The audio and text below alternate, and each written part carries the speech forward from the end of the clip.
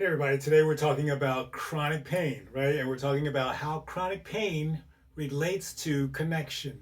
So, connection with the body, right? You want to feel your emotions, you want to feel your chronic pain, and you want to be able to understand how the pain is related to the emotions.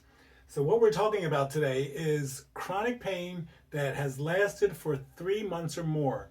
Sometimes it's 6 months, sometimes it's a year, but you want to look at pain that does not have a diagnosis from a doctor that is structural, right?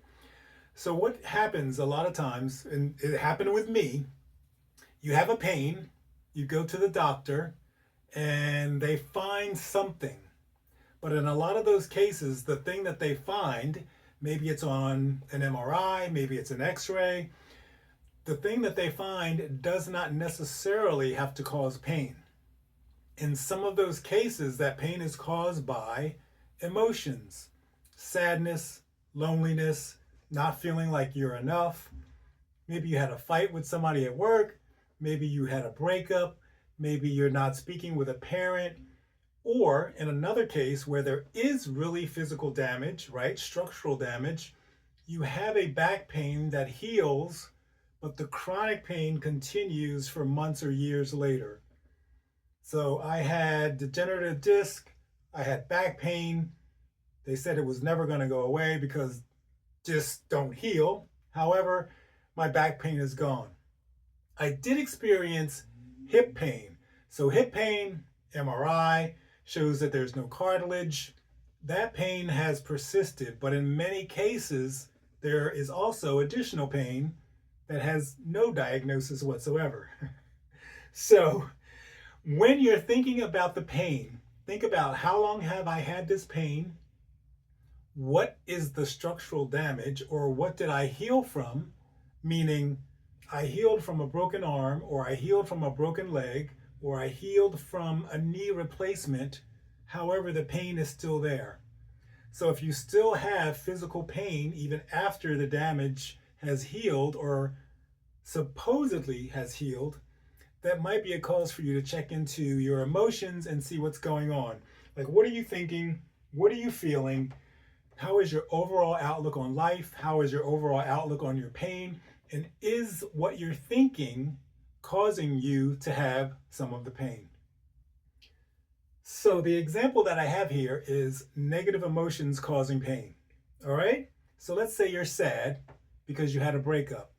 Let's say you're sad because you lost your job.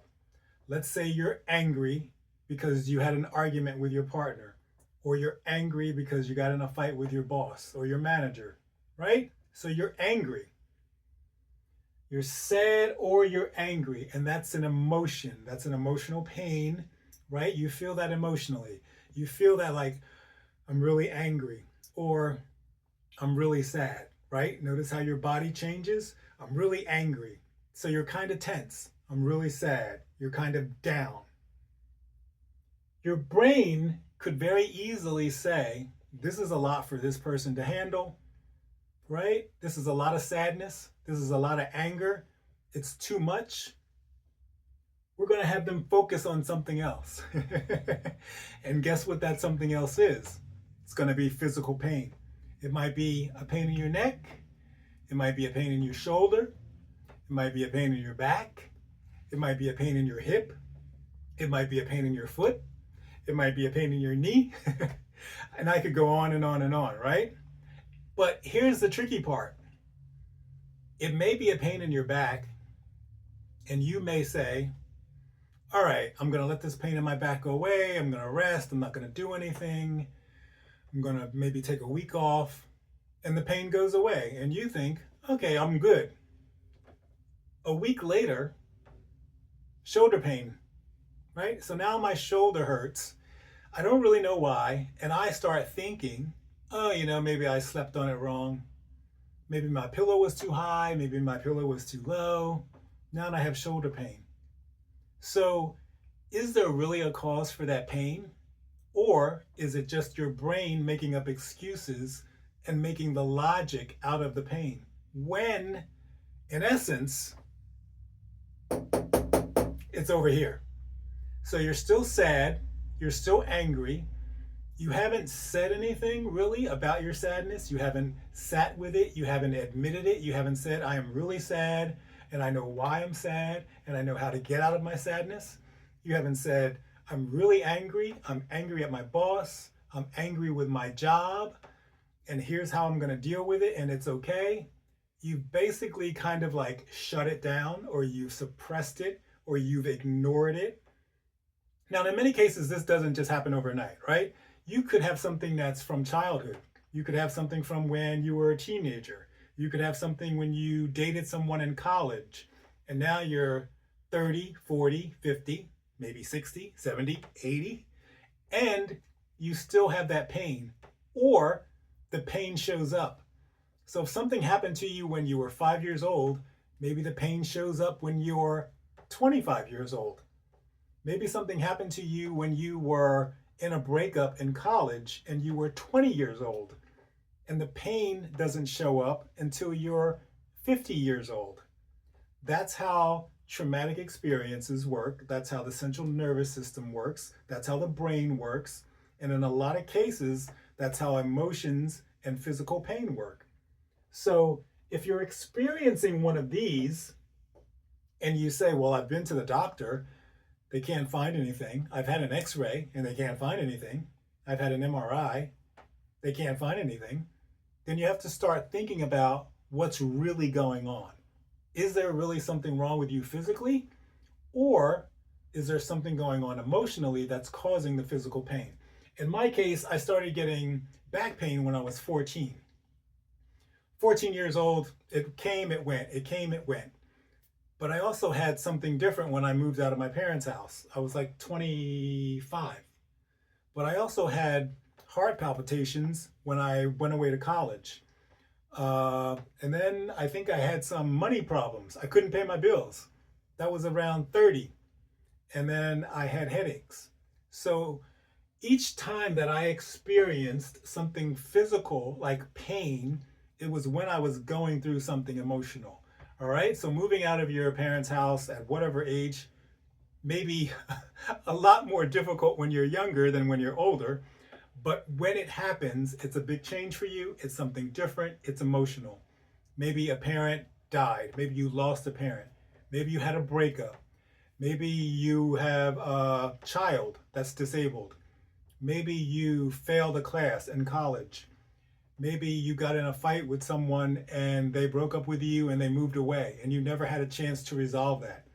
Maybe you were in a car accident and you were really upset about the car accident. You were in a lot of pain.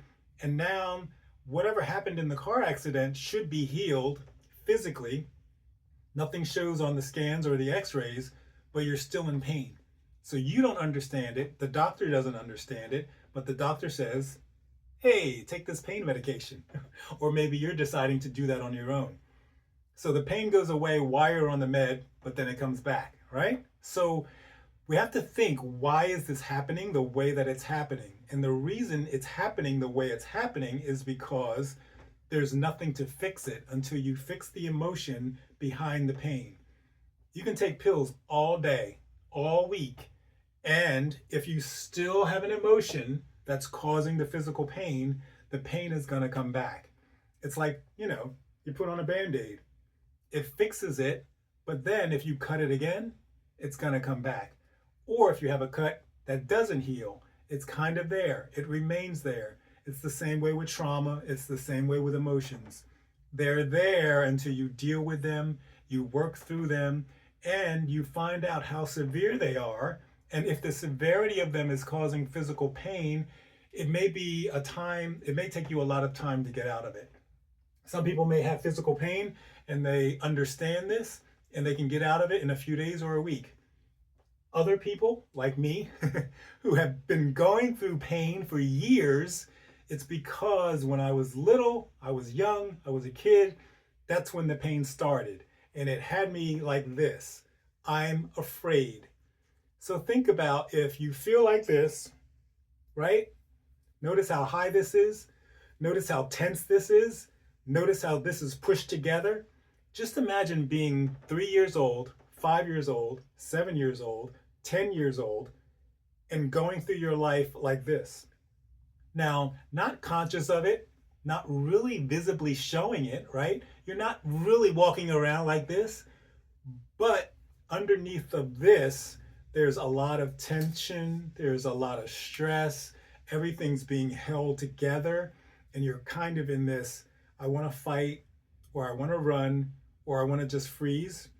Your body gets used to that. It sticks in your body and it doesn't just go away. You're not just going to take ibuprofen or acetaminophen and have it be like, okay, I'm done. It's going to hang around until you deal with it, you understand it, you feel it, you work through it. And depending on whatever it was that happened, that could take many months, many years. In my case, I was pretty much good until 5 years ago. And I think 5 years ago, everything from childhood kind of just like came up. So it came up at a time that was many, many years from when it originally happened. But I believe that's because my body was just like, I'm really exhausted from being like this. You know, it could be exhausted after 5 years, 10 years, 20 years, 30 years, you name it. And it may kick in something new that you've never experienced. In my case, it was hip pain, but then it went to knee pain, foot pain, back pain. And it got to the point where it was really difficult to walk, difficult to move around. And at that point, that's when I started thinking, okay, something must be going on here because the MRIs don't show enough, the x-rays don't show enough, the doctors don't know enough. So it made me question what was actually going on. And what was actually going on was all of these emotions: anger, sadness, loneliness, abandonment from childhood, surfacing as an adult, and finally getting to the point where it's like, we can't take this anymore. We're going to start shutting down.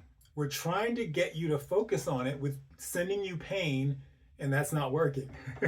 So take my advice, take the hell out of my experience and learn from it, because if that's what's happening to you, you're experiencing this, and it's because of this. No matter how many times you go to the doctor, no matter how many pills you take, it's not going to go away. So the thing to do is feel the emotions, accept the emotions, say that I'm sad, say that I'm angry, understand why you're angry, and be okay with it. I know a lot of guys think they're not allowed to show anger. I know a lot of girls don't like to show how powerful they are. That's repressing, suppressing, and stuffing things down that are naturally you. And until you connect with yourself and your body and your emotions, you're really going to start to have a lot of problems. And my understanding is a lot of people do have problems. Think of how many people are in pain right now today as you watch this video. And they've taken pills, they've gone to the doctor, they've gone to physical therapy, they've exercised, they've stretched, as have I. I've gotten up days when I felt like hell, and I've stretched because I thought stretching should fix it. I've gone to the gym and I've done squats and leg lifts and lunges because I'm like, they must be weak, I'll strengthen them. It may work for a day, it may work for a few days, and in some cases the pain got worse. In some cases it went away and then it came back. In some cases the pain went away in my knee, but then the pain came in my back, or the pain showed up in my shoulder. Does any of this sound familiar? Maybe that's what's going on, right? So 20 years of going to the doctor and not having any real evidence, any real answers, and just trying to figure it out on my own. And now I've figured it out. It has nothing to do with structural damage. It has nothing to do with anything being broken and needing fixing.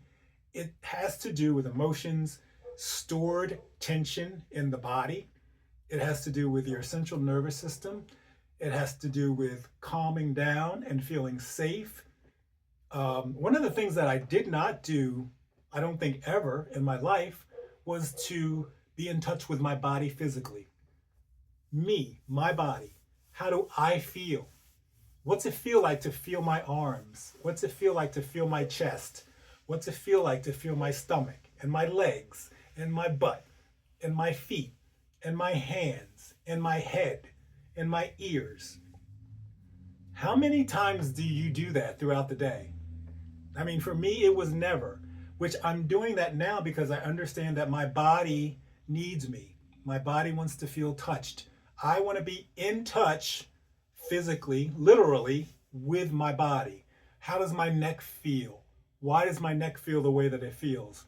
And I realized maybe a month ago, 2 months ago, I've never done that, right? Even if you go get a massage, someone else is touching you, and that may feel good. That may help relieve some pain or some tension. But when it comes to you actually feeling your body, getting in touch with who you are, what you're thinking, what you're feeling, that's something that a lot of us don't do. And it's something that we should do because it's very calming. It's very relaxing. One of the things that I found is really important is if you go like this on both sides, right? And you feel like to your temple and behind your ear, it's so relaxing. And I've started doing that every day. And then I started doing it 2 or 3 times a day.